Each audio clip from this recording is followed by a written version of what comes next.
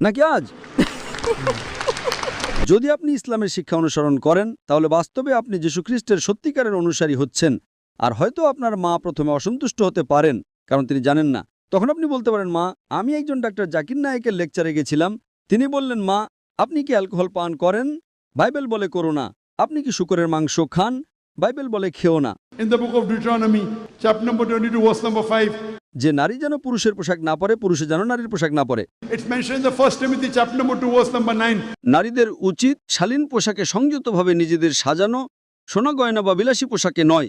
আপনি কি মাদার মেরির ছবি দেখেছেন? হ্যাঁ তার মাথা ঢাকা ছিল কিনা? হ্যাঁ। তো মাদার মেরি কি মুসলিমদের মতো নাকি আপনার মা মুসলিমদের মতো? মেরি। আপনি জানেন কোরআনে মারিয়াম নামে একটি সম্পূর্ণ অধ্যায় আছে এবং কোরআন মরিয়ামকে উল্লেখ করে। It's mentioned in Surah Imran, chapter 3, verse number 42. وَإِذْ قَالَ الْمَلَائِكَةُ يَا مَرْيَمُ إِنَّ اللَّهَ اصْطَفَاكِ وَطَهَّرَكِ